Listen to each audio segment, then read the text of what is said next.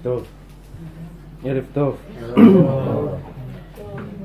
Parashat Teruma. Parashat Teruma kan pat masangin neo khat Khodes Adar introduce in Boleng. Tahi masang ba Purim umentin. Purim kod hi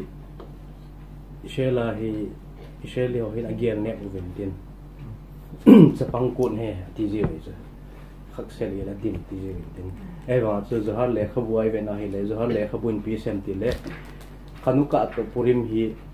kut la la kut lo pi pen he te. Masya ang ting long le kut dang lo si kisumang dingin tin Khanuka to Purim hi kisumang lo de ti sa. Hi chiteni la chu Purim ku la hi Purim ku kiti Yom Kippur tabang he te. Yom Kippur ku Purim tabang he te ne chu Yom Kippur na ke kiti ji pitin ham light ni jana le atobang ni jana le happy pa chu ka ele tobang hitobang chu tin he chu Purim tobang tin he Yom Kippur kiti hu Purim tobang a he tin he chu ale Purim nia chu kut kiti zo si he message in Talmud in piti sem tin le Hshem ihe la Hshem ihe la Hshem te chu ake khat nang ho ading ake khat pathina na pi de te chu chu na kut kiti zo si hi kut pi kiti zo si hi ake khat pathina na pi deu ake khat nang ho ade te chu ake khat pathina ding chu pi ha mi te hele sakharit mincha arvit kidus na bon ho chu pathina hi chu na na ke khat si si na phat ake khat si si pathina de na pi do pa chu sakharit mincha arvit na mana kidus na bon ho si si chu pathina de na pi do pa hi chu nanga ding a pa chu hoi chi pe nanga ding pa ham tia hele bu na ne ho sa na ne ho na an tu ta ta ne ki huna na ne ho chu nanga hi chu ale Yom Kippur ni a chu kut ki tio si chu Hshem ihe la khem Hshem la Hshem ngai chu e a ding to pathina ding ngai hin tin Yom Kippur ni a chu Hshem lo chu yam Yom Kippur ni a chu ke a pathina bo ki pi chu in nong ki phaman se lo chu di ta chu so nu thum ke a ho ina ki an ki ngol thum ke tui ki don lo an kin ne lo mu pa ki mu khom lo ki tau ni thum ke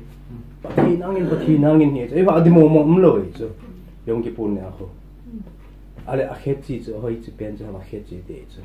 ama khetchi e wa adinga a koi pen chu hoi chi pen chu tam de chu kya hele Yom Kippur ti ju na le ke pur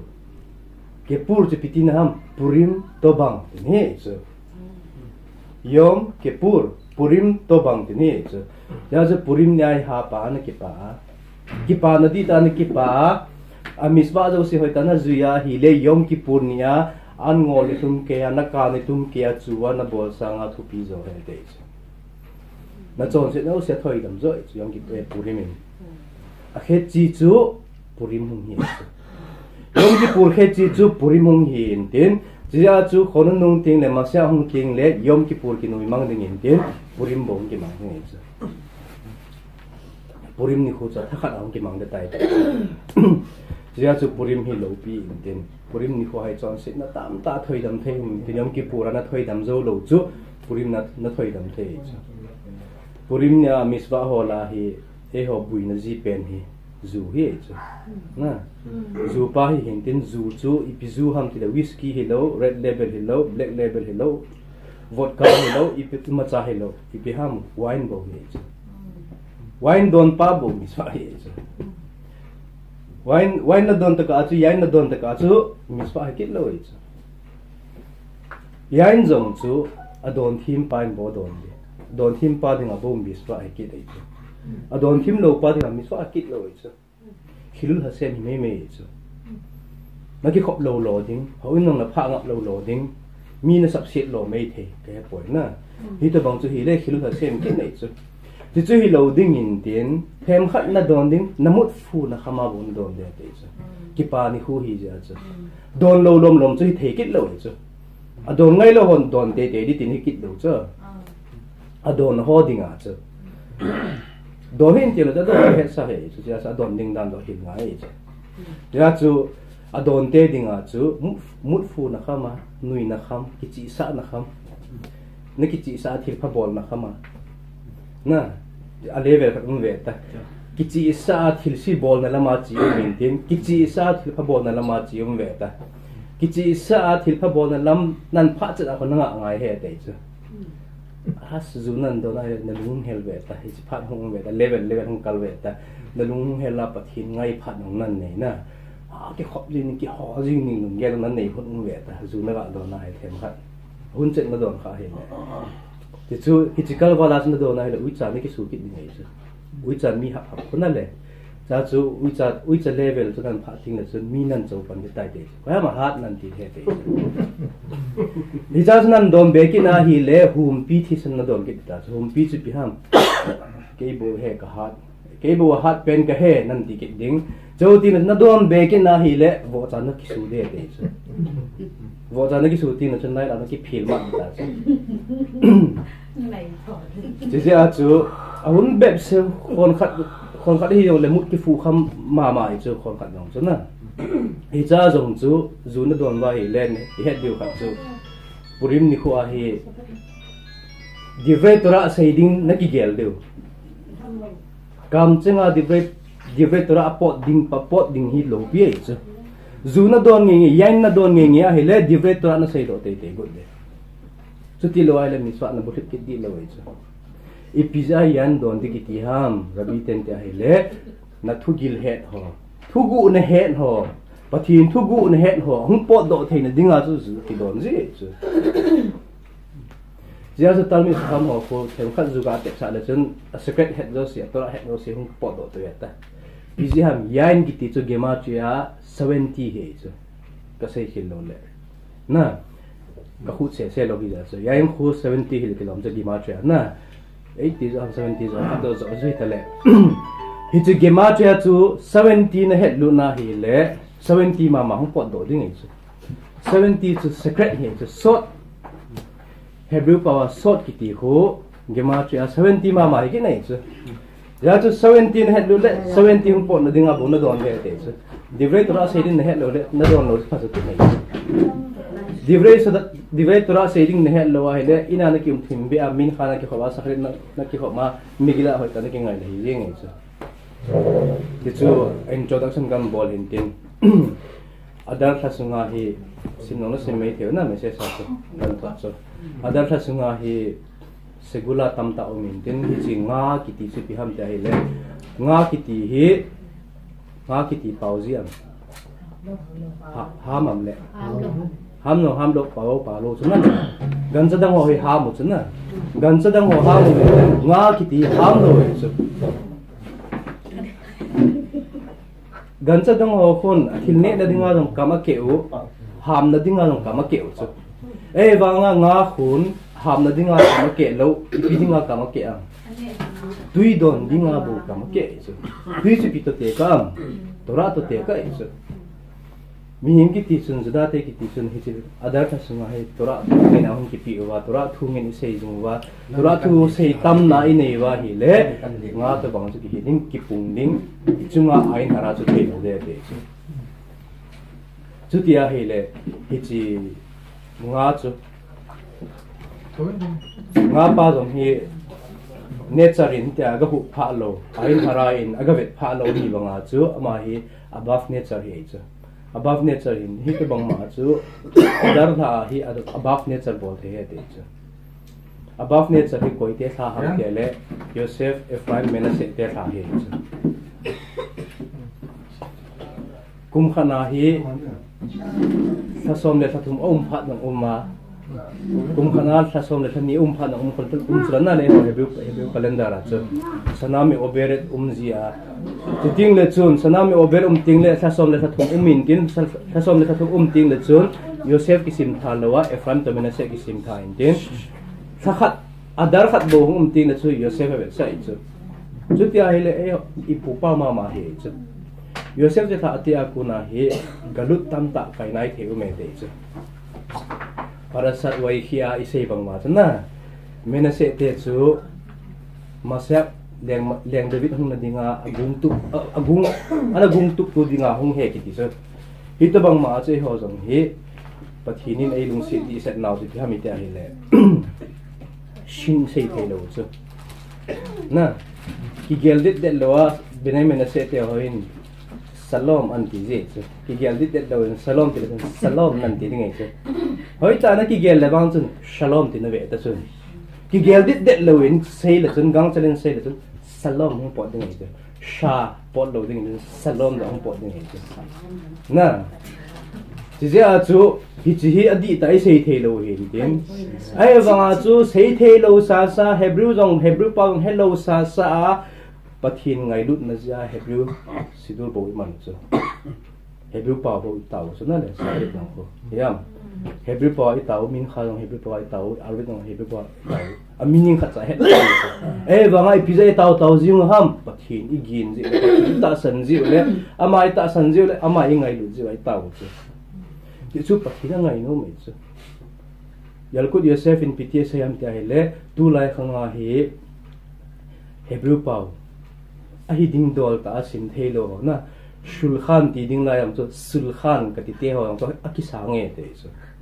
ipiziam te la galuna hi ta ji wa chu galuna chu pau ki chi a koi ma tho the lo the te chu jia chu e ho hin shin sei thelo sa sidur ho in sim te ba le lai ta chu pathin lung lai ko he te chu pathin lung lai to khai chu ven ka cha te nei ngai lu dan ve ta ka pau thing ngai lu dan ho ve ta hebrew pau hello sa sidur se mun mu lu ha leng david ko ma david chin lang ma set le wai ka puta ti je chu david leng pan piti ki phin ni ham te le pakai khubanga mi bu te la ho ken pi ka bol ham te chu isubu bet dinga ko ai poi adar tha akipa zalu wa pu achon sit naw ka sok thinga kamoi mang de te chon sit naw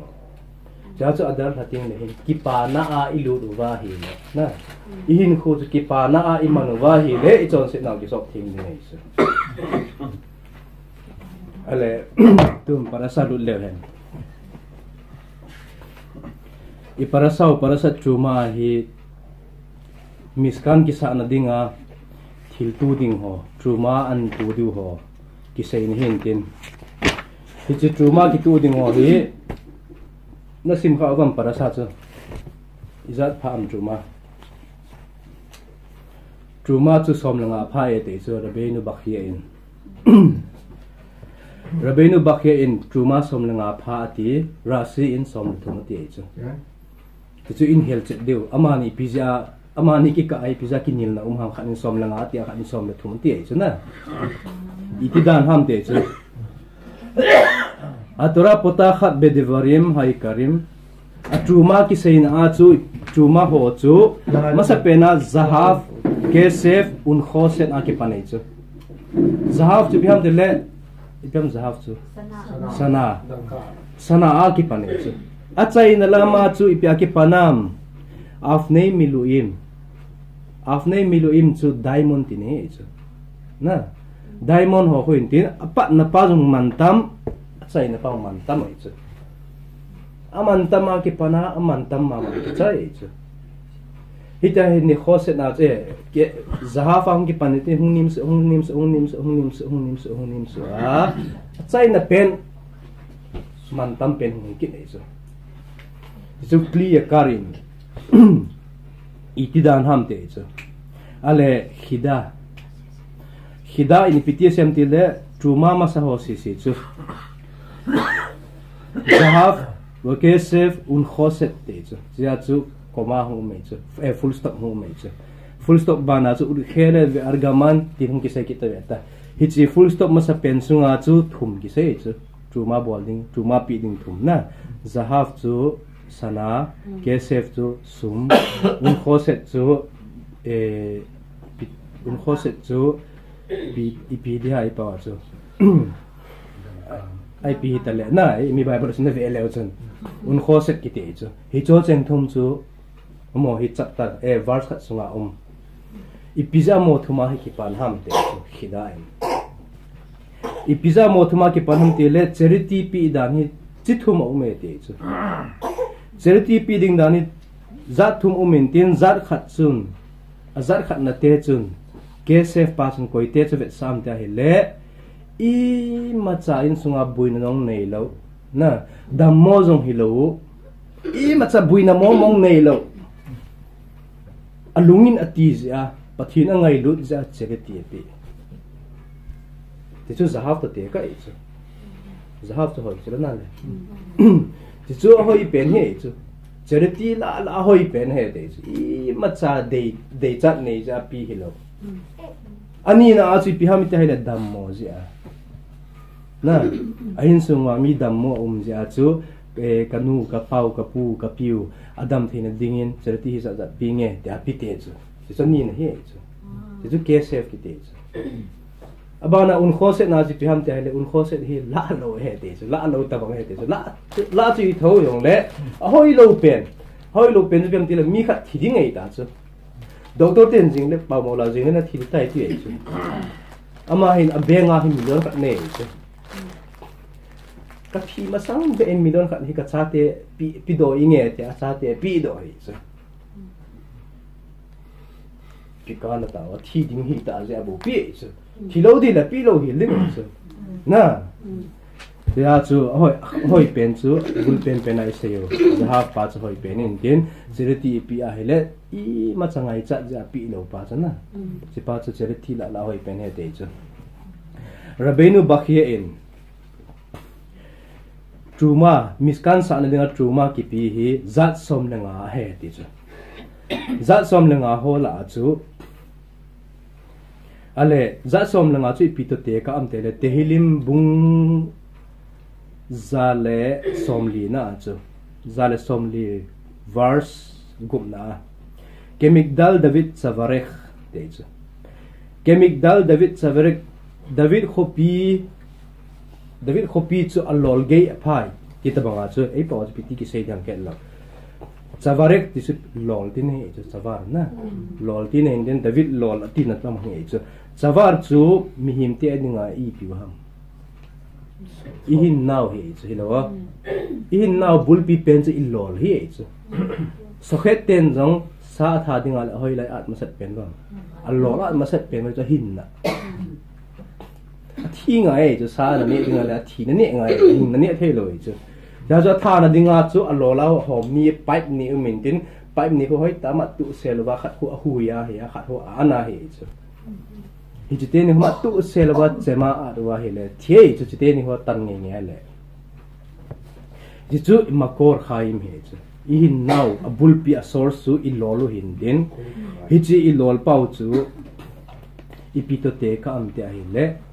ke migdal David savarek migdal ti chipiti na ham te le David khopi ti David khopi chu hoi lai ham Jerusalem temple mang ko na David khopi ki ti na le David khopi chu e hozda te dinga imun la adingu wa mun lo pi pen na le kodesim bena migdas khutia hi le e ho adinga e hin now bulpi pen chu bena migdas e chu da te dinga in now so bet hamik da sin din ale pathin to ikigui jok ma now mi him chu alu to ata sa jok ma chu ki ham alol he chu alol na jok ma chu hi to bang ma chu ilol chu bet hamik da sa hi ta hi le pathin to am shelte him jok ma dong ko ham ti le bet hamik da sang hi chu te hi lima ki sei bang na ale bet hamik da su e ho hin na a he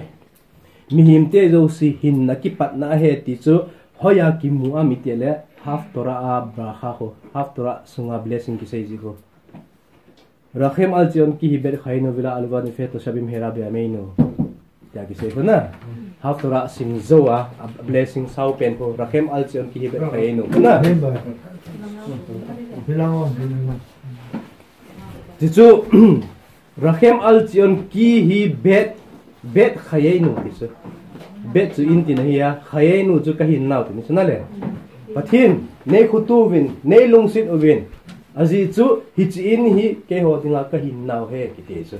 after a blessing ha ki sei jing chu ale chu mesekhet tamu mesekhet mena khot khaf tet na chu Hshem leshit asima chu ipi otio na asim ham te chu ipi otio alphabet na ipi alphabet na asim ham te chu alef bet na alphabet na ko ale be gimel dale heba tap chena ko hoi lai pen thu chenga hi leisit asim ham te le yut to he ya sim he te chu ya tin he chu yut to he alphabet na leisit asim hin tin hoi chi pe na chu ipileisit pe na sima hoi chi pe na chu ipileisit pe na sim ham ki hello chu chu bechalel iti paul mo he ne chu bechalel miskan hin sa pa chu na ama bo he ne chu midang he lo chu ya la chu yut to he hin tin yut pe na chu hi chlai leisit asim ham alo yut pe na chu awla haba asim ham ki hello chu jia chu hi chi ten ni he khen ta lo ji wa chu miskan sa na dinga chu Truma som lenga hong ki pi he te chu Truma som lenga chu 15 chu ivina ipiham khames se Halloween ale bet gimel dung zu ya yud hey na yud hey chu ta se ta chala pathinin leisit asim na thu cheng te ni he chu yud hey hi chi pathinin leisit an sim na thu cheng to kibang anambora chu Truma hong ki bola miskan hong ki sa he te chu ale clear kar in yut chu som na hey chu nga chiteni chu amani hi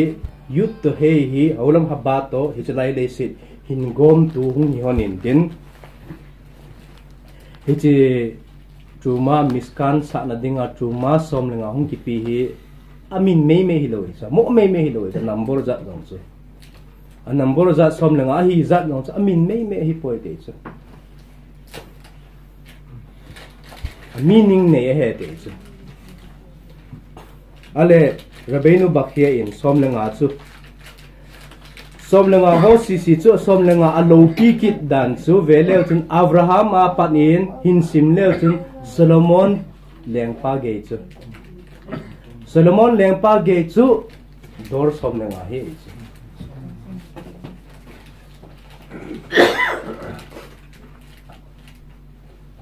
Abraham Ishak Yaakov bana ko ham Solomon khangweng sin dinga chu ne na ba ta ngai ta Abraham Ishak Yaakov bana koi ne lowe koya pada hung ping hi David leng te chu David leng khang hi koya pa ya ha Yehudan koi hi na Perez in Hezron in Ram in Aminadab in Naxon in Salmon in Boaz in Oved in Isai in David in Shlomo som na mati tu cha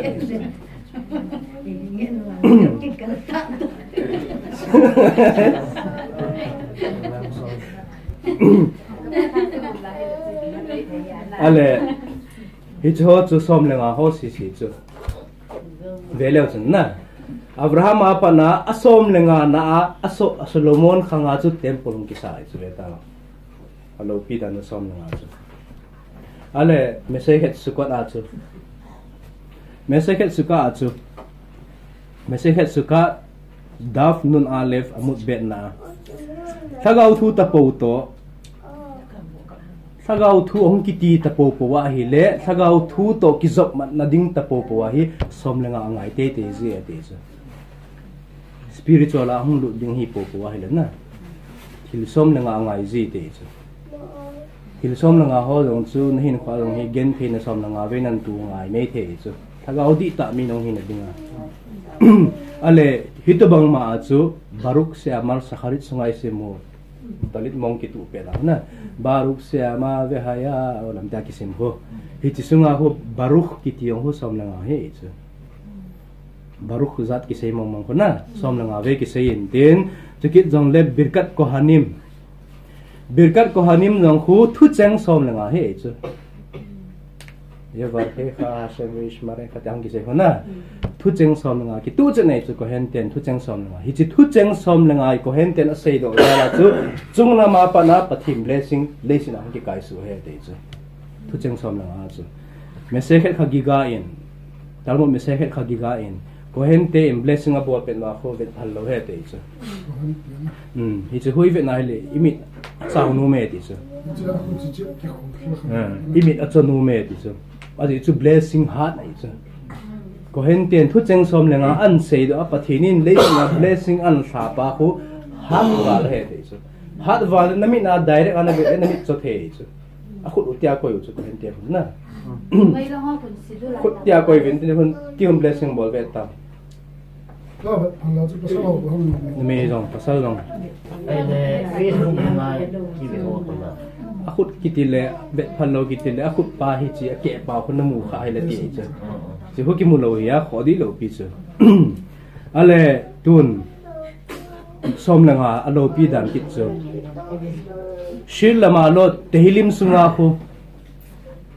sam sunga hu shil lama lo ya hu izat ve imam shil lama lo ki ti ko shil lama lo khu som langa o mai che shil lama lo jang na David leng pa in Ben Hamikdas an sa na dinga chu Ben Hamikdas sa agun na hi le Ben Hamikdas muna ko na a foundation an la ya hi le ama hin Ben Hamikdas sa anu mama jing chu sa anu men hi le natan thim gaw ko ma hi se ya hi le natan thim gaw in jong sa na ti chu nang ta bang ami chadik sa ding mo he ti chu David chadik dan gi he chu la na ja chu natan nong chun David sa ding as kilo ma sa chu chadik ja chu ale natan no natan tim ga no thu pi in tin sa na te chu ta ki pa nei ta chu David no ki pa na ile pathini na za dai chu David ipina bol ham te chu tempun ka sa gu ne te chu na in ning ka sa gu ne te chu nang na sa the lo de te chu bizia o te chu thi san su na he te chu na thi san su o chu a thi ding dol hi nau chu hijing jong le a thi ding dol la mi na tha hijing jong le adi thu di at na tha hijing jong le khut su thi san su nei ta ji chun ka in sading in fit poi te chu na chapan an sa de te chu David it hanum wale chu ben hamida sa de thanum be se ne pakai hi poi lung sit tein a foundation be nei lai sa in te chu ti le la tia pathin foundation lai sa chu a foundation an la ya hi harmonious thawa ho sung pilin ta kha me te chu ti chu la do lo le foundation ki sa thelo ding ai chu ala do guna hi le kel ching ho kha hung yin la do hi in de chu ti sung na la do nge le Jerusalem tsunami de he te chu tui lin de he te chu flood de he te chu no kham bang de he te chu David ta san lo is num lo is Ben Hamikdas pathin in mun ki sa na linga hitabang lo ma thil phalo chum di atin ala do e te chu ala do ile tuilin ta be chu Jerusalem tum pi ho tuyung lin ta be phana chu ama in jong kabali se chu David lem pa na kabali sin tin ale ama khanga chu pita talmi kha kham pa chu pita min chu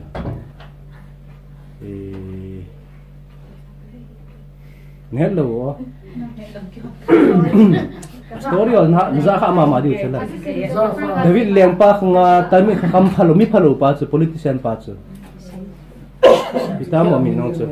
Amin chu na gel do ting na ki gel do le chan ta chu. Ama chu adoi chu tami kham khat nong hi ja chana. Ado a hi le ven hi chi hi pathin min hi ji ingatin na. Pathin min som sa gi he nei chu David lempa no. Hi chi pathin min chu gol tu dan to ji dan he na hi le hi chi na ji a na dei dei na bol the kabali si keu na nanu le wa nang na len hu yau na len the hi chi thu cheng chun he na hi le ju David na he in chi chu ka ji ing ka tin tu ya he ka le lu phal dam ka le lu phal lo dam ti hala kha do e na tan chu en tan ka tin hi chi tam mi kha ham pa chu ado a hi le a he nei chu tam mi kha ham pa chu halakha chu mutar ham asur ham ti chu he ma mai chu a sei pi num lo chu tami kha kham pa busy azi pi ham ti le ka sei pi loading in tin unball khilding le mi pio sin ama he ale tha diu chu tin na ke yenga bang pan ne te sa chi su politics ye ja ma ding a chu chi ja chu lungel phalo nei ja chu David leng pan nong ade pang chu na hi le lungel het ki nei chu ade pa me na la sim do ke le de pa ga lungel lo si sim do ke le David no จะพานาจูเดี๋ยวเลี้ยงพังจนอสุรมุตาเฮ็ดมาที่ตรงนั้นตามิขคำฮีจะตามิขคำจานะพี่จะด้วยจูด้วยแล้วครับป้าจงเสียนุ่มลอยพานาจูกุยตะบังฮิตะบังฮัลลักฮาเฮอุมาเสียลัวฮิเล่เกาสักจังเห็นเดย์เดี๋ยวเลี้ยงพังไอ้เกาสักดิ้งจูอาเกียลตังกีจ้าไอ้จูจะพาตามิขคำป้าจูเดี๋ยวเลี้ยงพังเกาสักดิ้งจูกีจ้าจีจุนเสียตายเดย์จูมุตาเรเฮเดย์จูเดี๋ยวเลี้ยงพันอีดารามุตาร์โอเลติกินเองมุตาร์ฮีดันจะโซตานะโซตาจงจะนูปาจงคิดตัวละว่าฮีเล่นูปาจูกิงโมฮนี่จะนูปะเทนกิงโมฮนี่ดินอาจิปันก็เห็นก็มาอันปุยาโซตตุยโดนนิงโซตตุยจุดเล่ก็เห็นปาอินปัทหินมินอาจิดิ่งอินปัทหินมินจะตุยละเลลุดิ่งดินตุยจุนอีเจปัทหินมินกิจิน่ะอิงโฮสิจูอันน้อยมังเดตาจูปัทหินมินนั่นน้อยมังตะบังเฮจูปฏิมินกิจสมัยมั่งพันลงกิจนั่นแหละที่จะจู Facebook ละเห็นลัง WhatsApp ละเห็นลังห้อยไลน์ละเห็นเลยปฏิมินกูทิ้งอะไรจีฮิตาวะเลี้ยข้าฮิตรงเลยทิ้งอะไรสิ่งเงี้ยเดี๋ยวรับพันลงฮิตตาสิที่จะจูปฏิมินกิจรับพันลงหินเด่นอะไรโซตานูเมโตนูปากิกาจำนัดดิ้งฮิปวายเลยปฏิมินกามินน้องนั่นหน่วยมั่งเทวะที่หินนะสุดที่ไอ้เล็กกัลเวคอมเมอร์ฮัลลักามังใจน์ลังกัลเวคอมเมอร์ฮัลลักาสุดที่ทำเป็นเซลวามังฮัลลักาฮิจิฮัลลักาสุมังใจน์ลังตูนังเวตังมีปีเอตัมโซที่ดิ้งฮิตาเยรูซาเล็มขบุมปีตุยนัดจับลีกัมดีฮิตาฮิจินัดดิ้งอาปะทินมินนั่นหน่วยมังจูมุตาระเฮเตจจะพาสุดเดวิดเลมไปนิจงฮิจิปะทินมินโซซีอินดินอันเลลุนาเลตุยจะกังไงจ้ะ600 kilometer na kangye de sea level apa na hai lekan su kit walai ta don dim lo ni japana su sil malot som nga khut e de de len tai sil malot som nga ho se si na hi chi tui hung le ong kit ni level chet an pha kit ni nga su sil malot som nga jan pu he de chu ti ai le sil malot som nga jong chu Jerusalem temple miskam kisah na din tong kisah ale hichi birkat ko hani ma jang chu abrakha jong ko na be ahava tin ki chai be ta abrakhan se ji na ko hen tem brakha se pen ngong ko blessing upon masang wa amon chang se abrakha se pa ko baru khata Hshem le no me na holam ta se pa ko abrakha chai na pen be ahava ti be ta be ahava long chu gematria na khuna hi le som na nga hi chu be chu ni ya na ahava chu izan ham alef chu khat hita hey chu nga hita be chu ni hita tho si sinan ko khong hi le 15 tu chu ale ito bang ma chu Heskel thim gawin jong Ezekiel thim gaw mem khet youth bet na chu mem khet chu 58 na 58 12 na chu vihaita lahem trumia te chu vihaita lahem trumia chi pham tia hele trumia na trumia chun he bang le trumia ya chi za iti ti de ya chu 15 tiu chu na ya chu trumia ti pen chu ni en khe hen le chun tarum ya ne chu tarum chu pihan pudo ovin hin tu ovin ti ne chu tarum chu truma na tarum ti chu hin pudo ovin som lenga hin pudo ovin ti ne chu tarum ya ale tichu hoya pana kona sei hanti le drasot maharil event so e fin sei chu ale tun hidus chumbe sei lehen to tu som langa i sei ya rabenu bakia kun ai sei ya bai rasia lut lehen rasi in som le thum na le rabenu bakia in som langa tia som langa long chu pai the kit loi chu som le thum jong an sei ki ne chu rasi in som le thum ti kit tai chu som le thum hidus piham rabenu bakia in Parashat Vaikra achu Parashat Vaikra vav bet na achu vav chu 6 na 6 verse ni na chu korbanot kiti hi som le thum ome te chu ngza chu mai se ta korbanot kiti som le thum umin din som le thum ho chu ki hle khena nia ki hle khenin din nga som le thum la nga ho chu chomeach an che lo hing chu ma ki tu na yam thil nga ho si chu sang efo dim khat nam pu dio ki tu na e chu korban he chu korban nga ho za nga ho hi an chelang pang tula ke ho he te chu ale chigit hi gancha ki nei chu chigit ho si gancha hin tin ale hi chu ho si chu ipito no compare de ham te le somna thum korbanot somna thum ho chu ipito ki compare am te hi le stos esem midot dra khamim pathin mi ngai lu mi khotu na somna thum ton te ka de chi Pikitiam English pa chu. Did you know fake file? Mercy pa. Attribute na. Attribute of mercy kiti. Na 13 attribute of mercy pathin mi khotu mi lung sit na somna thum ko. Hi pa to hun kiti ka chu korban somna thum kitu pa chu. Ale makloket ben rasi verambam te chu. Rasi to rambam amani ki kahe makloket hum kinin tin kinilo honin tin ipiti kinilo honam tile rasi in tuchung iparasa he na parasat truma he tuchung iparasa hi om lo na ding do la he te chu ama na de hi poi te chu tuchung parasa he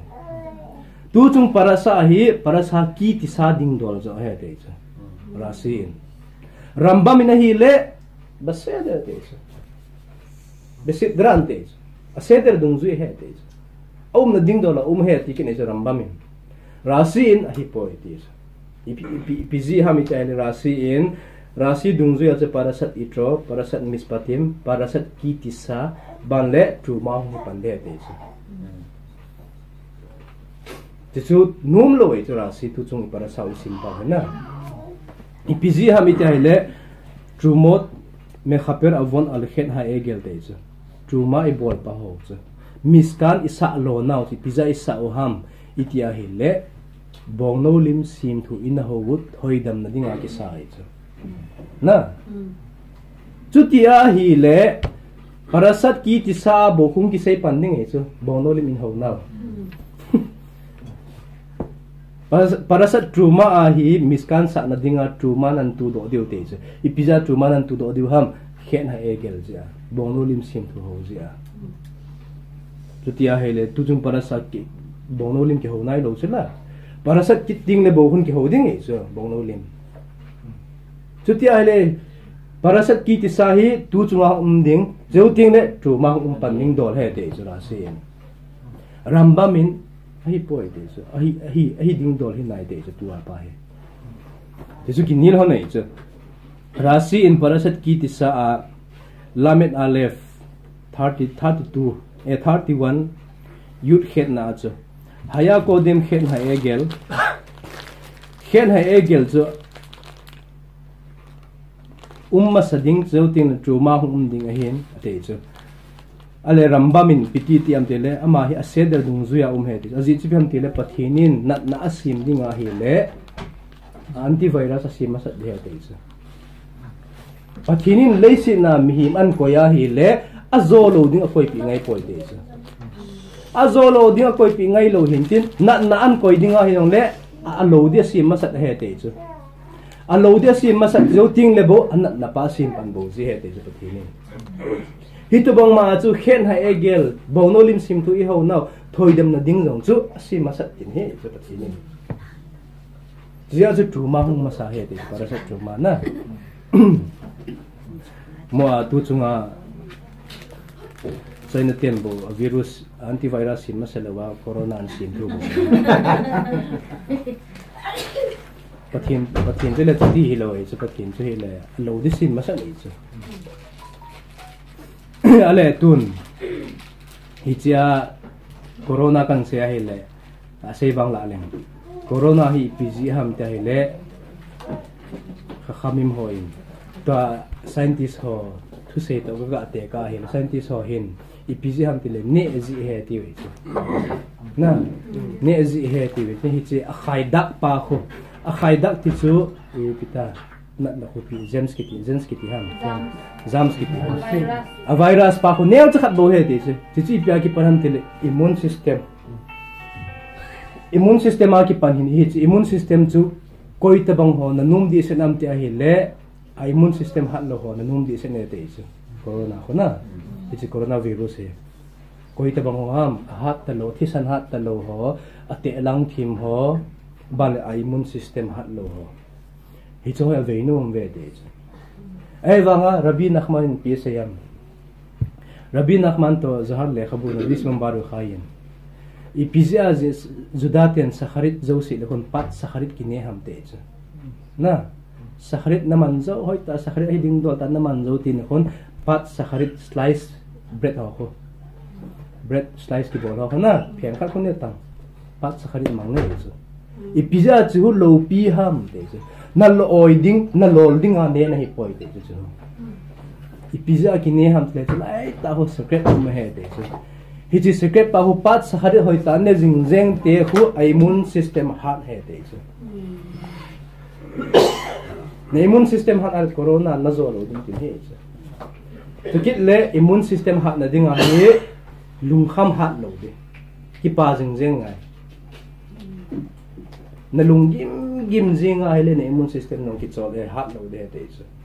immune system hat po po ale mi ki dam no ki dam the chu ale chu rambam le lut kit le para sawa tu chung i para saw he rambam in zelo kasu la khet ha egel te chu khet ha egel bono lu sim thu to aki sai poi te chu Parashat Teruma ki zot man poi te chu rambam in rasin ki zot man ti ya rambam in ki zot poi te chu in hil chet diu chu ale tora akipi ipizi ham te le rambam in tora chu mose rabin kala ta hele Parashat Yitro ada kala ta chala na le Parashat Yitro chu tora isan ta chu tora chu na san ta hi le akoi na dingai chala hello a in dingai chala a bom dingai chala a bom di be ya si piti tora la de india lang achu min kar cha hele parking di hoi ta nei sa hello gari bu de shela di bu ha na ya chu tora chu na san ta hi le abu dingai chala bom dingai chala a bom ding zia ki sahi boe te je Parashat Teruma cha miskan cha tu chung miskan ki sapa hi tora ko ina ding zia ki sahi boe te je rambam khet hai egel bono lim sim thu pa to ki sai mat na poi ti kin e je rambam ale tun tanya deve eliahu en ke se lekhen hai egel viham miskan hi tora khum na ding bo he ti kin ei so tanya dive ilahu in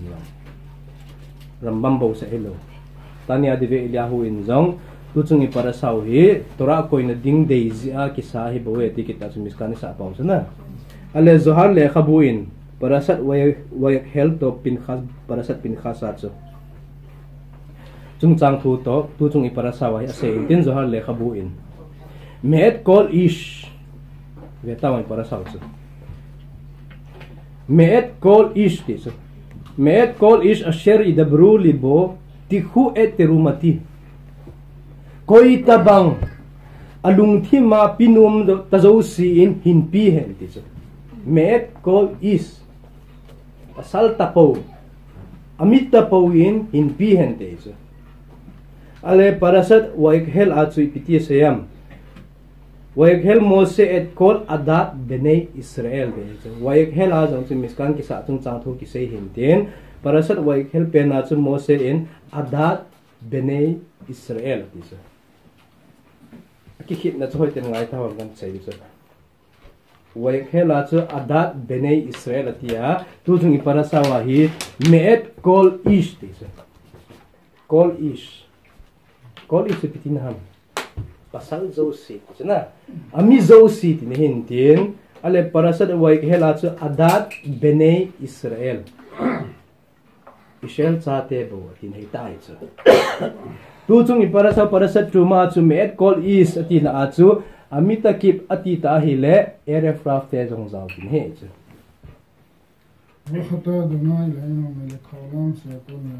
amen met call is atita ya chu eref raf te jong zaw hi win tin chutia hi le eref raf te azaw theina alaiwa hi le bongno lim sim thu na ji hi point in he chu Rambamin pansa na sana so har le khabu chu pansa na ne so rambamin ji chu met call is ati pa chun eref raf zo si yam tin he chu waik hel pen as parasa waik hel in pha ti we chu hi chelanga khu ipitian sa ham til adat benei Israel chate bo an simai ta chu eref raf te a bonglo lim sim thu ke ho hi ta aman pat eref raf te pai ta chu pathi ni to parasa hi la chun met college atina la eref raf te zaw na lai tin azaw na la ya hi la chun chon sinai lo tin he chu chon sinai lo hi la chun mitaki pin hin choi win te chu chu ti hai le khen hai egel ba ki sai nam lo chu bonglo lim sim thu ka miskan sa ding pa na ale chu ti a hi le rambam dong zu ya chu i parasa hi asedel dong zu hi nai ti ta chu Rasin kola miskan kitita popo miskan sa na kitita popo chu hen ha egel thoidam na dinga ki sa hi bawe ti kita cha rasin iti la hi jong le parasa truma a hen nang hoi lai parasa hi jong le iti khanga hi jong le miskan ki sa ding kitita popo hen ha egel chon sit thoidam na hi jing zenge te chu ale parasa chu ipya ki panam iparasa truma pi na ding la chu zo na ma bul na ma iseu chu pi ham truma na ma sa ha sana ji ifna pio zahaf ki panai bongno lim chu ipya se mo ba zahaf he chu eso rasin an pan sa ki ta chu vetang bongno chu zahaf a si ma hi zia tu chung iparasa jong truma nan pi di hola zahaf a pan he te chu Zahafa chon sin hevin zahaf ma manan pat dio ngai te chu amiskan ki sa na dinga dong jia chu rasin je pansanan ne kin in din zahaf parasat kasur lekhet ha egel midras tal piot in Rabbi Eliyahu ha kohen mi izmir ki tipain kama asu egel te chu bongno lim anasim wa chana iza anasim wa khana he nu chana le khana he du vinten Rabbi Shimon Baru khai in Rabbi Shimon Baru khai in mesechet Sanhedrin Yerusalmi bafli hilo Yerusalmia chu PSAM hal perak yud hala khabet na chu kol shevet osech egel te chu sevet zosi in na anam zosi in bongno lum kha ki sim su ke ve te chu khatchin a ki sim chu nam som nam ni ya khatsi na ki simova somla thuma simove te chu khatchu America ji bi a source lengpa khatchu pi ding na simoven adang si si chun anam tin na ki sim ve chu ji achu atotola nan go ma hi le nam som nam ni to America ji pat nan go le som thum nge chu na dia chu rasi in tu chunga itu mau dong chu somle thum ki pi he te chu somle thum truma na pi pa chun khen ha egel somle thum ana sim za o ho fa he te chu abam ki na chu parasat semot midras rabba mem bet na chu Hshem Moshe ole lamarom Mose Rabbeinu vanaga kala chu Hshemin miskan sa ding dana hile disu miskan sa ding dana hila chu pititi sa adham tile aron sulkhan menura sim de te chu masa pena aron sim ding abana sulkhan sim ding abana menura sa sim de te chu hiti asan hile chu pathinin Mose chu na an hila hile Mose hum kum su indien Mosi lunggel dana chu hi chi ke sa ding hinte ke sim ding hinte ki ti chu atia hi le pathinin nang na sim lo de Bezalel na sim sa de te chu alung nuk mo te chu Mose che phana chu pathinin Mose lung nuk mo he pha chun khun leisit asima pana kitsai ge ma sa hun chen ke ding he vet sa te chu flima na avet sai intin ipi tv avet sa de mang he lo pi chu koi chen na vet hang he avet sa intin hi le asim tile bereset bara elokim en ha shamai ati tila pana he tila pana patin leisit asima pana miskan sading hi Bezalel ano ko itai de chu tutia le pathinin Mose in pathinin Bezalel chu miskan simning mo asim hi le te adung nuk kit tai de chu it's phala chu kitamon tai de Mose chu na ipizia Mose hilawa ipizia Bezalel hel ham ipizia pathinin tila phan a jong chu Mose ding an sim mo ham de chu na Mose simning mo anagun sa anagun mo ham de chu ipiti le Bezalel hel agut ham ipizia number som thum ngai ham zu in sei du e chu aletun Bezalel in an sim ding hintin Bezalel asim ding a chu Mose Rabbeinu pathinin asei pi banga chu Aaron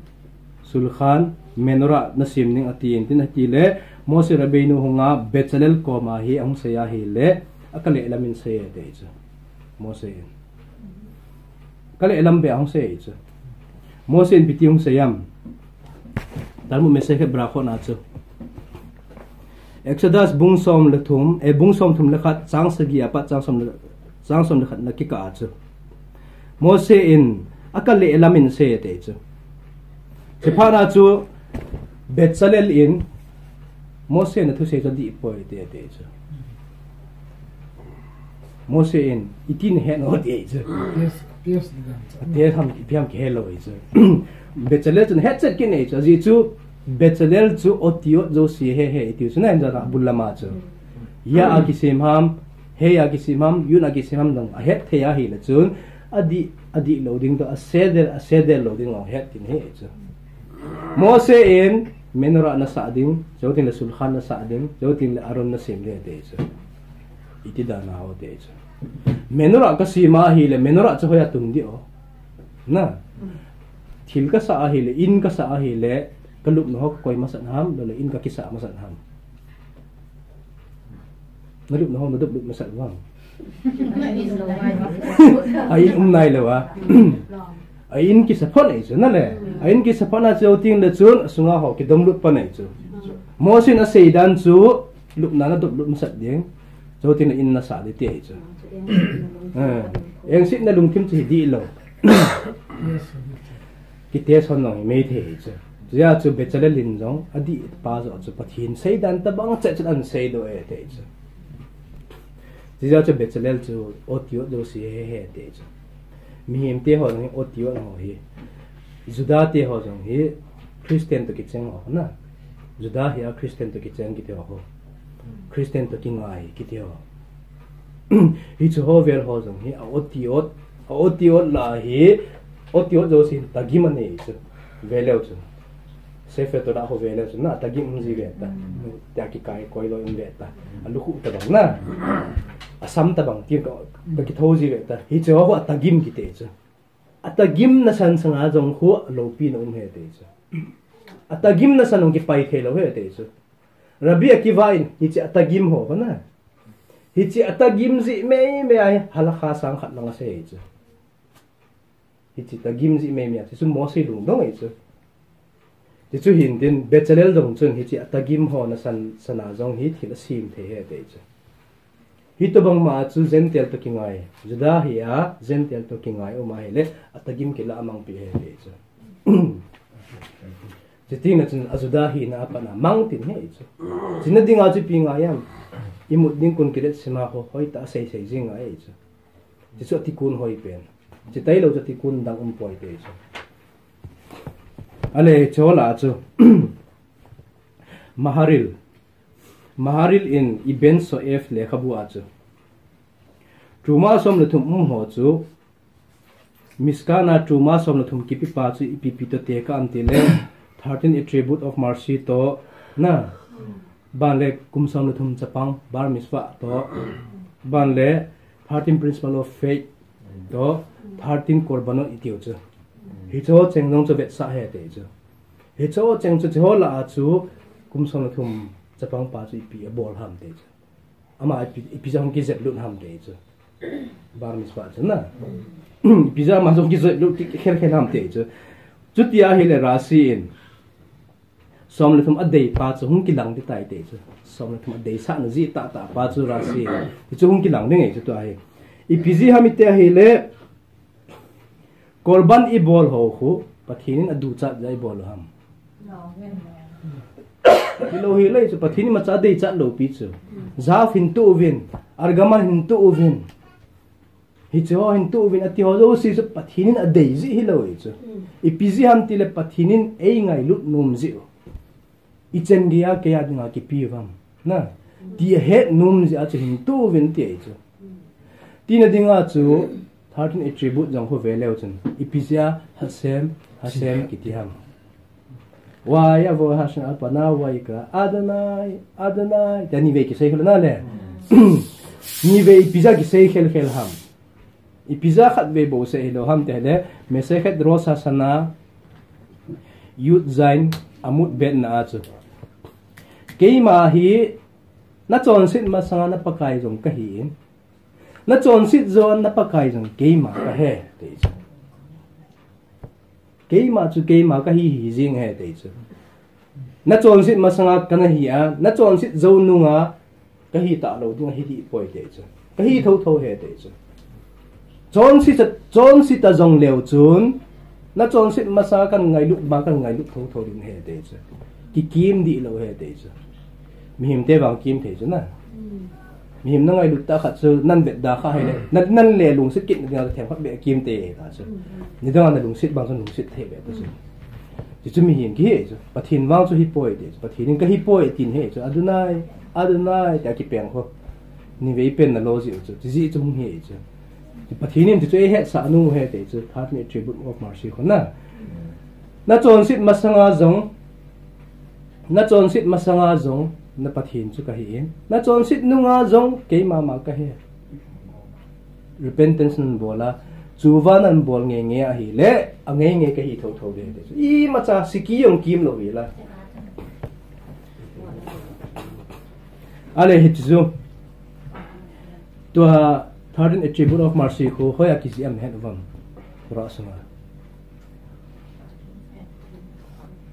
Hshem chun amalam ahin zonin tisana waya avoran alpana waikra tiho tisun pathinin napakai ka he tin an same tisa Genesis song baru kata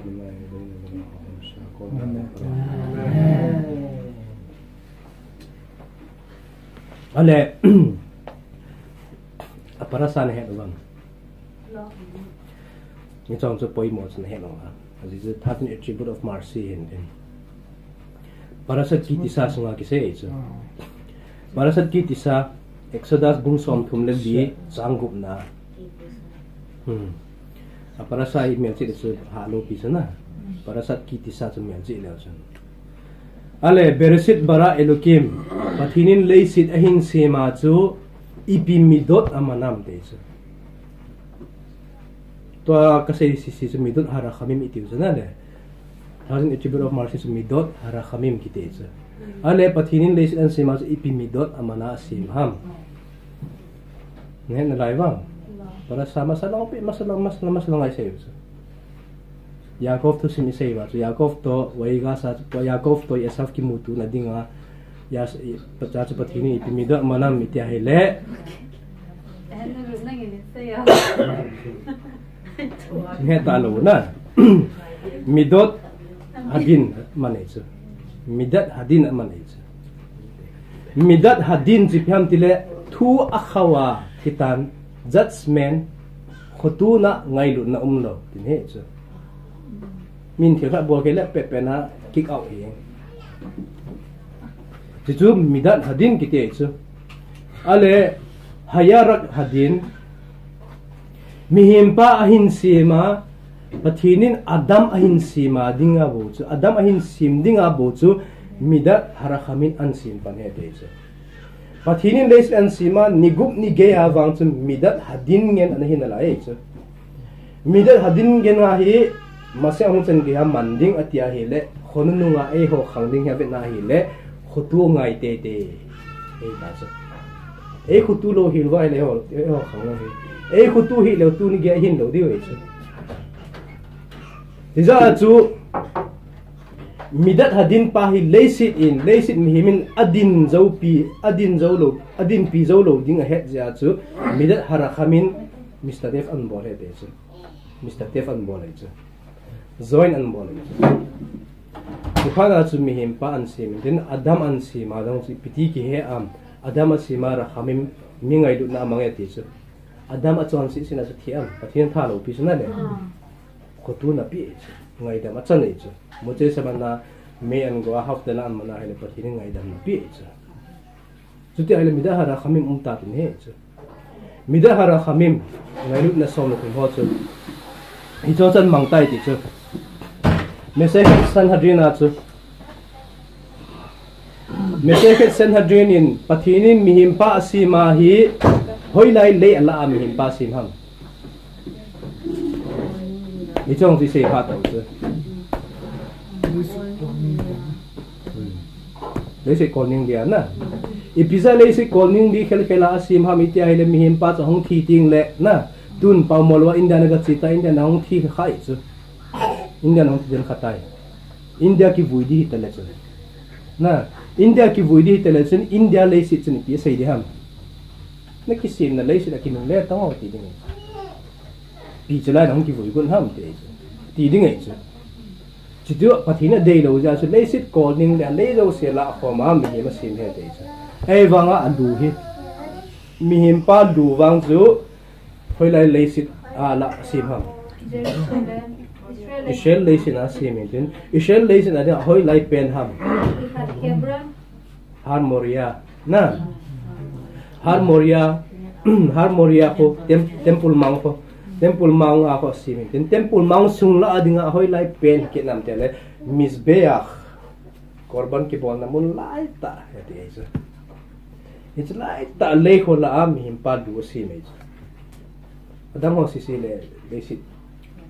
kumpi tin ale chu rambam in hil khot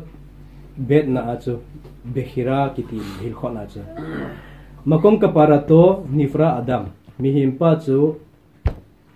injo ting le hung chon sit ting le kapara an bol tin hoya bol dam misbeang a bol chuna le korban a bol chu korban an bol he ngai dam ding ei chu chiding je achu pathini a korban an bol na ding mun le si na chu alu chang a sin he te chu so ji busy ham ne lung sit ji he chu ami ko tu ji ami ko tu na chi pikitiam 13 tribut kiti chana le sto se mi dot hara khamin kiti chu ji cho zero ste bo hi don le jen te bo hi ta cho si mai don mi jo si sim tu ta chu zada ti chu ilu chang chu Jerusalem a sim hi ya adang hawa cha lu chang khel khel chu sim lo mei the na aji chu pathinin mi him pa sim nga long he leisi zudate to zudalo ding thagao no the khen sai tai chu sai tai zudat thagao ding ale thakha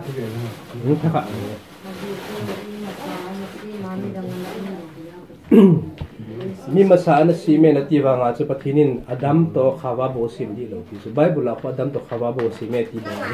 het thu bo hin tin mi him nang nang dim se thoi chu amo story chu sim pha lo hi ja ki ji lut lo hi bo chu hi chu na khula le ngol ding chu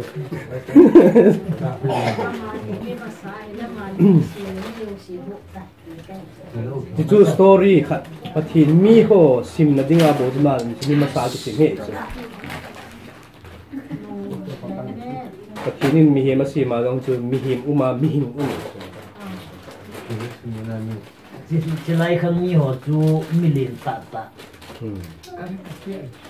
ali da lin theu do sala ve tam no khanga jang tu jahar le khabu ni kal mi him te tu lai kalu hina kal zatum zena lin hi ve te che kal zatum choi da chna sung de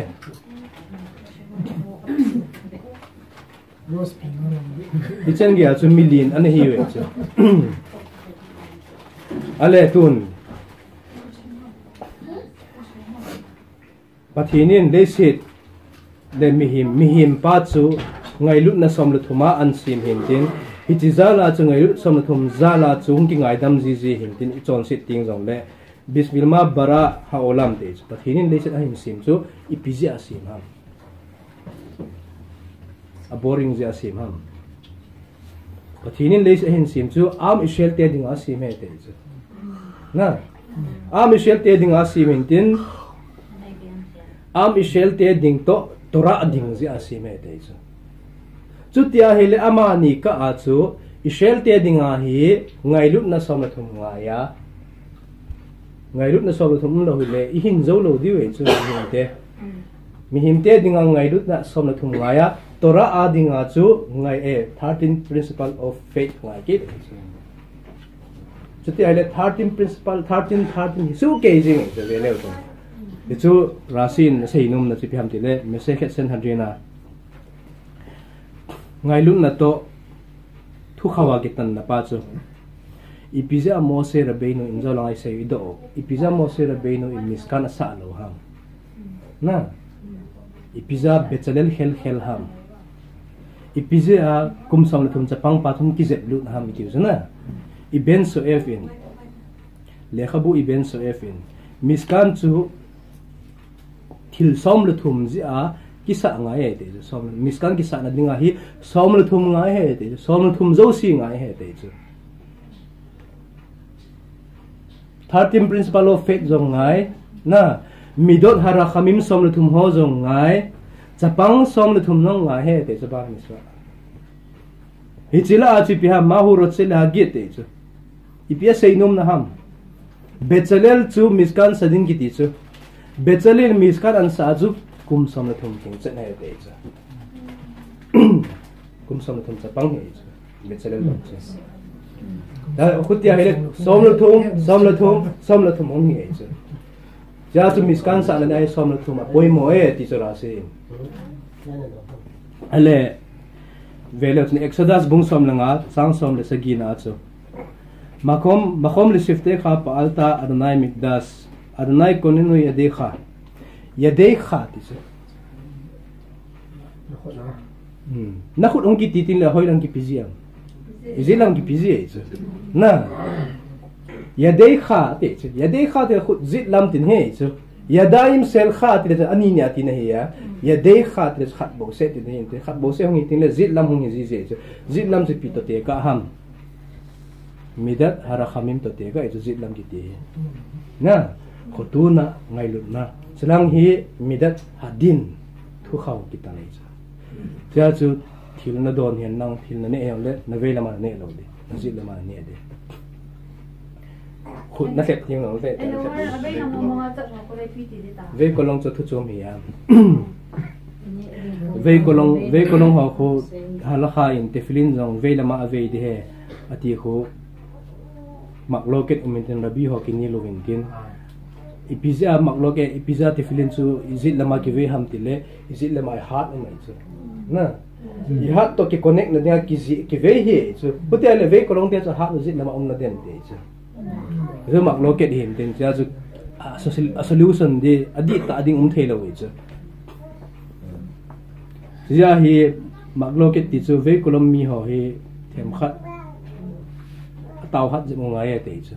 mo he a mission on earth ha in he chu stata he chu mo as amin me a ve kolong hong pi ngilo we chu pathini siman di mo nga pin sa hi we chu pin masala mi phalo ta ne me the chu ale hicha kuna chu makon li shift te kha exodus bungsom nga chang som na sagi na chu hicha kuna chu midat hara khamim sifte kha pa alta a in sa na dinga zong midat hara khamim angaye ti chu hung ki mudo chu Exodus bung som langa na acha na bung som langa chang som sa gi na acha chu ti ai la chen ngai lu khotu na zo si chu som la thum ngai in tin ba le sapang som la thum na ngai ti pa ong chu par mi swa som la thum pa cha na mi da hara khamim som la thum heart temperance follow faith thum som la thum ahin sa ding pa miskan sa ding pa dong kum som la thum ho he chu hi cho do si chung ki su kho mo wa hi le miskan hong ki sa do ai chu miskan ji pizza ki sa ham i cho se nau thoi dam na ding ja ale tum miskan a aron chu na sa ting le tora bom na sa ting le bechalel ni pitia sa am aron tora bom chu ti hele thing sitting seder thing na thing akoya ta chu alang a he sana a be chu sana a tu me chu sana a zu ne te chu alang lang a chu sana a zu ale hello te ding a chu sana pheng hele ki no me chu ai wa hello e chu sunga thing u me chu abon chun sanang yen sa hen lang hele gi long gi wal ding apute ding along ha ding e chu jia chu thing chung a chu anu na me he te sana chu ti chu ipi vet sa ham te le asung lama long na nu diu apol lama long na nu diu te chu a thing pa chu aron bom ki chu tora bom tin he chu na tora bom ki ti chu koi to te kam te talmin kham ho to te ka e chu talmin kham ho ki ti chu sana ana je yu he te chu sumle pa ya na support yu he te chu mi gen the hi ai le ne de nei lo hi ai le ne de chop pin te chu support bolen te chu aron bom sana ana je diu ati banga chu talmin kham ho chu gen the ya ne de nei zo lo he le ne de supply hu te chu ti chu miswa he chu ti ja chu adang zo sia hi wai khu tin singular plural aman su ke in tin aron sim na dingai singular aman e chu singular aman in tin tamil kham hoita support him bol pa chu chan bo ne ye tin he chu wai khu abui na ki kha chu wai khu li Teruma te chu wai khu chu kam ti le kila uvin he chu na le tikak chu singular here plural dan sei dine wai khu he chu ti khu ki te chu Teruma hung ki lau vin te chu asai dan tai ka bowling wa he le ben haming da som do si ka kila chai diu tin he chu tu ding hi talon ka kila diu za hung ki se chu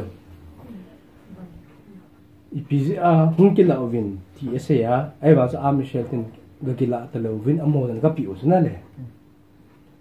asay ding dol ta sa pathinin we nuli ati ding e na ti nuli ati ding dolin tin pizza we kho ti ham ta hi le sereti na pi ting le api na hi point akila zo na he te is awlam ba na chan wo din na kila ti ne he awlam ba na chan wo din sa hiya ai ba nga hinai lo e nanga hi nai lo nen chelchi na pi ting le hen nanga hu ji he te ai je pa nanga hi na pa na kila lu ji he te chelchi na pi ting ya chu wai khu te ale tun hi ji ja chu charity bol ja jong hi mi him hin huang tam ta hu do thein tin story ho chu sabat ni le sei na hu tin na tun them khat adarai pat ji sa adara chai le hen adar thu cheng hi a dar ni an hop khena hi le Teruma adar chu alef dalet res chana le ni an se khendinga hi le a dar he chana dar chu pitina ha nen ba dar chu a cheng tin he chu darti garti bo se elo tu cheng ti ho darti chu evit thu cheng di ta he chu garti gi ti khol chun ke poi na garti yo chu chen tin he tho din darti yong chu chen he chu chu ti hele alef ni pia ko dam ti le aluf ha olam tin he chu aluf ha olam chu biham le se pum pia ding alo pi pen thu pi pen anei pen pa alu pen pa chu koi ham aluf ha olam koi ham pathin he chu aluf ha olam dar lele van nei pa Milo pi pen pa chu e hola ahung chenge ne adar tha ting le pathin ta gau e ho ko mahum tin he chu koite ko mahum umam akipana Swiss on te ko mahung ji chu lunggim nangen hey ha te ko ba hung hi be be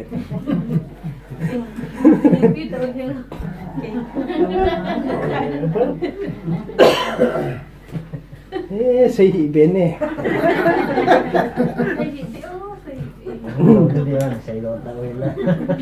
ale ti ja chu mi hem ki ti chu ale ti ki pa de na mi hem ki ti chu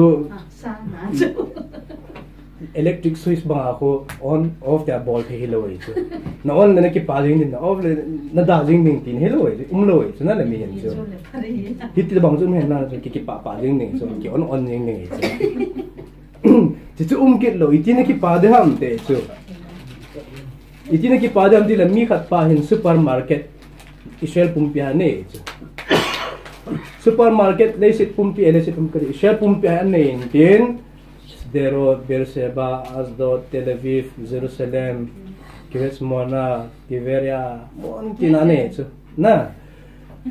ne se dong thadung be sen dia chu mun tinane hin tin ni hi ni khuni hi counting bol dingin akoi do ete chu ani khat nia hi a first day nia hi kadukan bol ho hi pi hi akivat mama silam zo si khule de chu na ichi akivat in si akibol ring point hi ta bang hi hoi point customer ti na ki welcome point ke a phalo lam do so lam zo si khule de ni khan ni chu phalo lam zo si khul chu koi ba ki pa de ona ki pa dem ki pa lo hiling ei chu ale anini ni achu khat ani khat na ga phalo lam se hiya anini ni achu aphabo se an khol ke ta cha ve hiza akimudo in hiza sum million hiza akimu in hiza kizu do in atun na lampang babu an khole de cha anini ni achu atun na lampabu an khol ni achu ada dem ki pa da lo ding ki pa ding ei chu na ki pa ding hin ti tabang ma chu adar tha hung ten ting le hin pi na gel de ha mi tia hi le thil pha na bol zo se thil sin na bol zo si su gel ta hin lang na chon sit na ho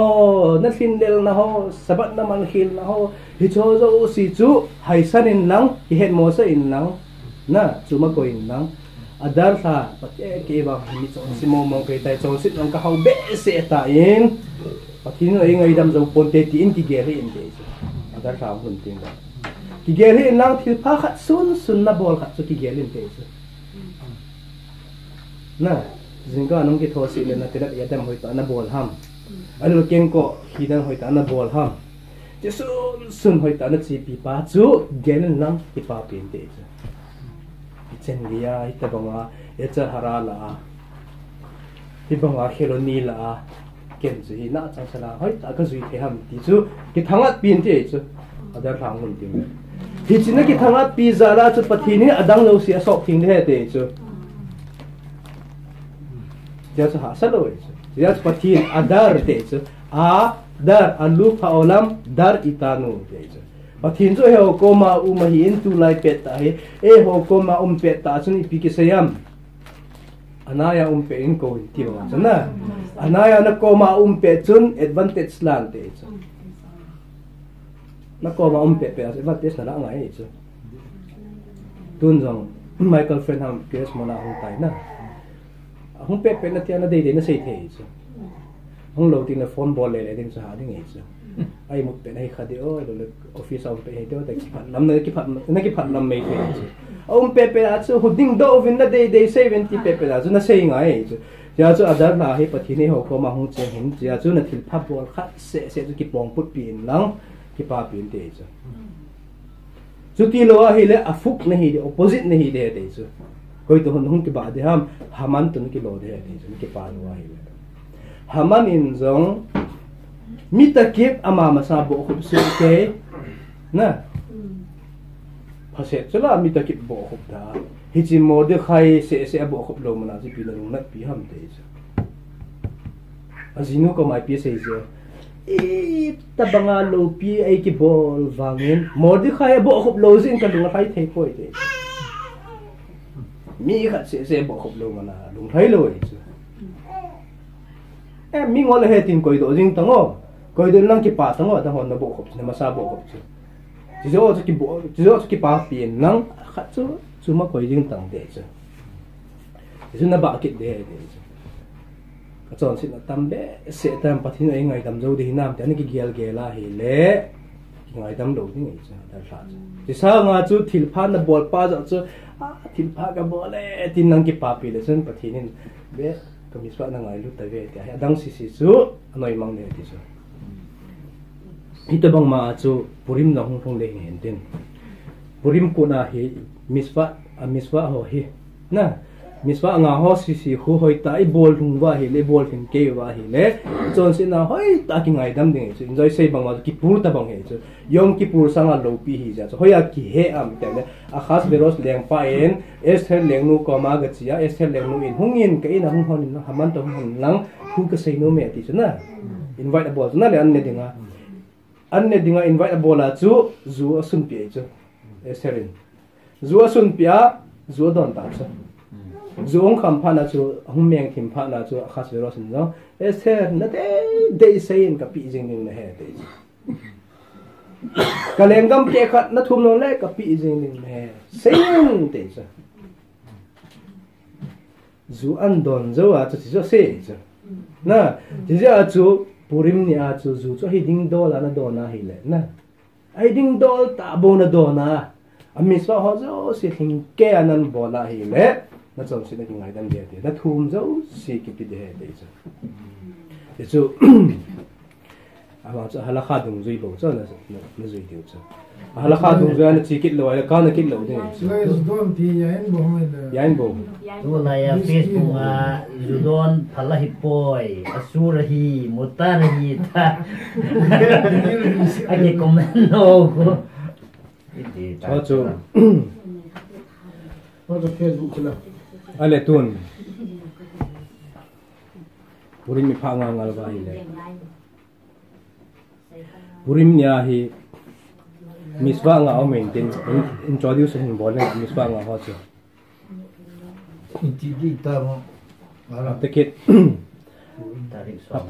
hin tu deni hi election ya la ba ki tu deni purim ni ale tun miswa khat na megirat esther na megirat esther ni ve na ngai dio megirat esther ni ve ngai ding ale khabua hi lo klafa savuna ki simong mong pa bo na ngai dio ale khabua ki simoi le miswa na buthit lo savuna ki simong mong pa hi lebo miswa na buthit din hichi masanga sabat ko purim masa sabat ko sabat zakhor ki tisna le sabat zakhor dong ko naki chi thewa ai sabat zakhor dong ko askinazi tel an ki khopkha le ab na buthit lo pizin atam ume cha tamim umintin yo safardi tamim hen safardi okay safardi tora simdan okay hi adi hi chu original hi chu original in safardi okaya angai lawa hi le sabat zakhor biswa abutit lawa hi chu sabat dang ho chu ko lo ki chu sabat min nei ho ang hi ting le safardi ke ho ngai chu to miswa khan na megila etana megila ni ve na ngai te ngai anina misluak manot chu mi khat be na pi de ne thei wa na kham chini hi te ngai wa na kham chini chu pi ham yain to mezuno to sehakol yain long thi lo e to hoi pen chu anava pen chu kan sai pi di ham nava pen chu mistok man anava pen chu sawar ma chaw in lang ti la ding sai ba na kham a hi ngai ka ti chu mistok manot chu ne thei me hi lo mi thei me hi lo chocolate me hi lo cake me hi lo ding wa na kham a hi ngai yesiwa kom lai wa chu e chu yesiwa student ki hin tin akolel kai ho thì mi in nei bin tin na e ho chu sumnung ki nei ngai lo yesiwa kai ki purim ti mi stop monok ding no ki nei ngai lo amo akolel kai ho hin mi stop monok ang sa la sa the ta cha mi stop monok ka dong chu phung dim set sa lo tang ki hun bu to na thupi ta khu seuda ding mo hang pizi sisu hin tin mislok manot numei pi ding pasal pi ding numein pasal pi phalo pasalin numei pi phalo abai lam pen la ka sei banga chu sawarma na sawarma to kola aneu te khat pi le falafel ba ki bang chu siap Imagine hi lo ang le hamot sila. So hamot so hindi sa next.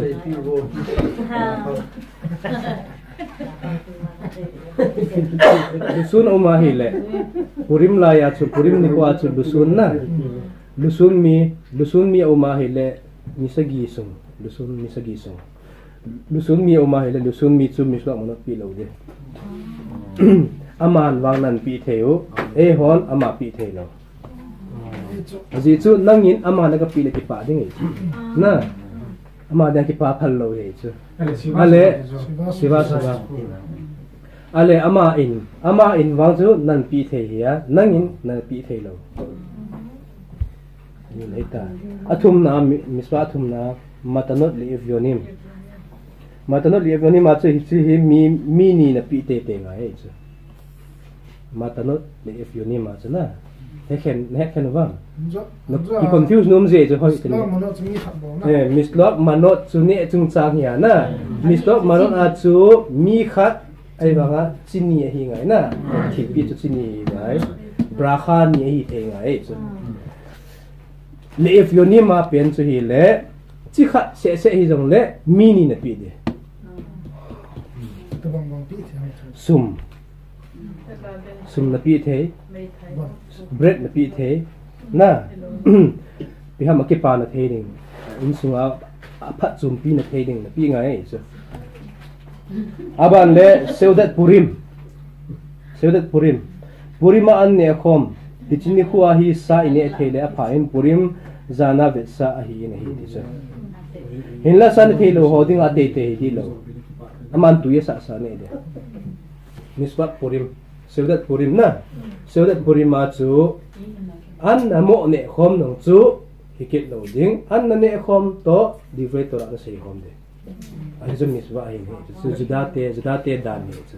judate kiti chu an ne khom le pathin thu sei te ngai hoi la hi iti ni khu hi dong le dekhem dang ka la na dekhem chu hoi pen chu la long the seudang kiti le dekhem ngai ji ale tun stiat yain tapi ang tahu selai ya ale ka ta bi se la tua mi thil pi ni mo pen chu ka nó sẽ được tu mà sao cái này bao lột thì sim sa ki zo ko ito ko kasi ibang nga mo kung halaka din na ball hilawin tin na hanal na din nga ball to boy tin en halaka pa kihet nga yesiva life la ho benebrak la ho na Jerusalem la ho hay ta halaka zo ho tin ta ko ball nga ilo future moi nei lo le kin ko bola hile ina hoy ta an ka hola an tuita ka hola sa to buto na tel kana he ko ko ma ale tun stiat yain chu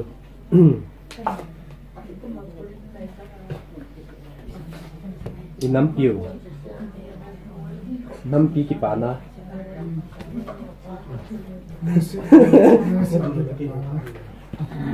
mina se te ko panna ale zudon ding hi pasal bo hin isa stia ya in chu pasala bo hi din numei te dia ki se hi pon numei na don te te a le ama ki su nim be ma hi ti sa new ji in numei in adon pon na ki von na ông kể vô việc gì na ki von na chu ki tuk te zong le na kama na don ru kal si chu na ki von tum na pai tha to bong level nahi tai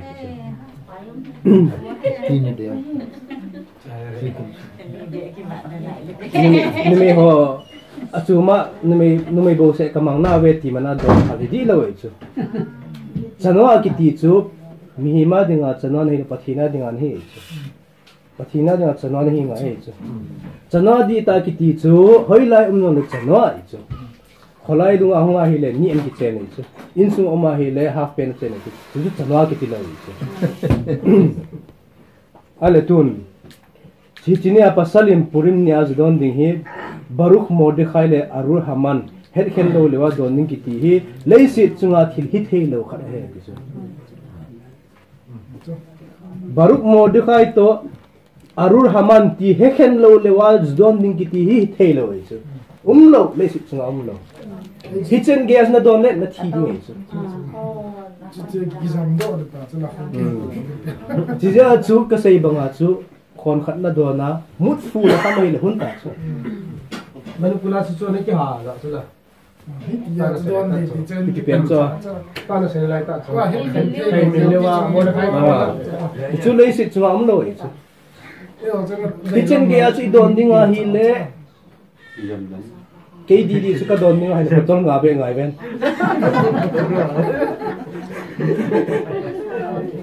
mô ngai ideal le thili thei lo thili to na ai ji pi chu mitwa ha ta ki ideal azi chu nidang lai khanga irabi ho chun na irabi ho hin e ho khang ninga na het lo ve chu e ho khanga inim diu da ana mu lo hin tin amo khanga ding ana sei thu bo he chu amo khanga mi le sem samai ngin hi ve chu chỉ riêng cho một khang là xây bộ, yêu khang tiếng là thích lâu, yêu khang tiếng là chú mút phu là khăm, kí pa là khăm hết cái trái đó. Ipizú ham ít hay là whisky lâu tiếng, vodka lâu tiếng, yain bầu sẽ na. Ipizá yain khác ham ít wa hay là, azi chú grape ga zia Adam ana chon sit lo a grape wine zia lo in achapa kham agau sat lo chu e hon isim phat na diwa apalama man na dia yain lo na hi Adam chon sit na dong chu yain zi hiya grape ga zi na no a in jong achapa kham agau sat na lo zi pizi ham grape ga atu a zu a don kham pha na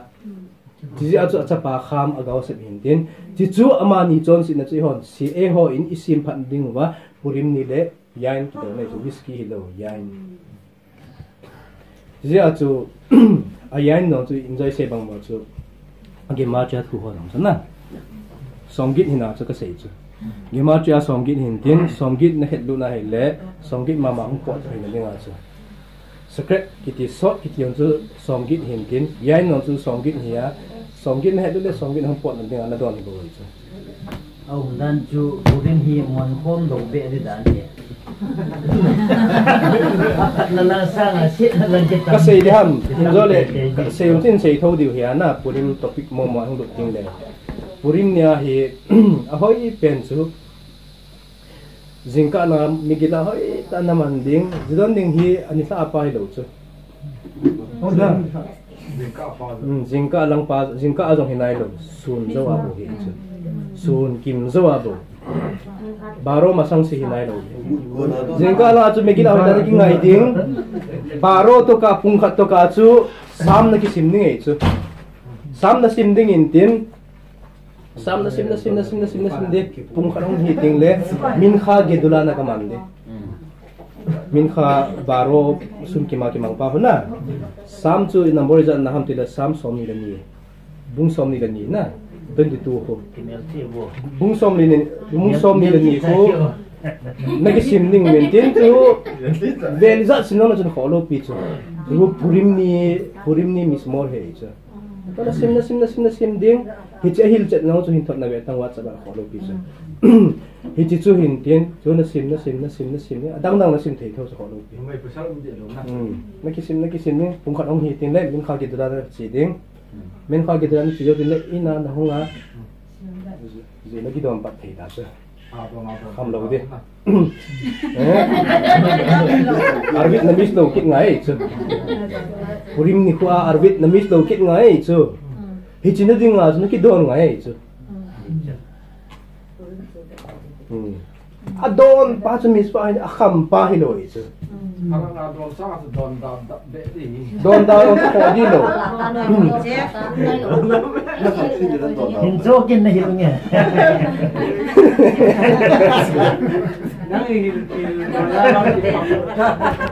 ale to ai sei do ho zo siu chu in nei ten in za sei bang chen sei o si lo tin na patin pi hen lang ban le tau pi du man ban le to di vet rai sei do siu chu ni mi ka des it has siu shaya Devora Batsara. le pribeten na le pribeten Devora Batsara ve ben sara ipia ngai ta pribeten ba le to hai le fuwa dam thina langa to dam thina langa ko le kos le male le Batsara Eitan ben Esther Orabat Sarah Yoel ben Sarah Efraim ben Sarah Zef ben Sarah Ben Corin ben Sarah Maon ben Sarah Rivka bat Sarah Shirel bat Sarah Rivka bat Sarah Lehavdi ben Chaim ve Mitim Sukit lang le Atisa ho zo si tagaw sang nading zong yen lang Lehavdil Bankit le aliyah ho nading yen lang Sukit lang le Tuchung parasai sei do zalova kilung tu ta atru mai tu khom thei zal tabang chun pathining nang phathei bu pi hen lang Bankit le adang ntalo Israel gam sung yen lang hoi lai gam sung pene mena se te ho zo si ong kilung tu thei na ding gen pathining phathei bu pi ta ven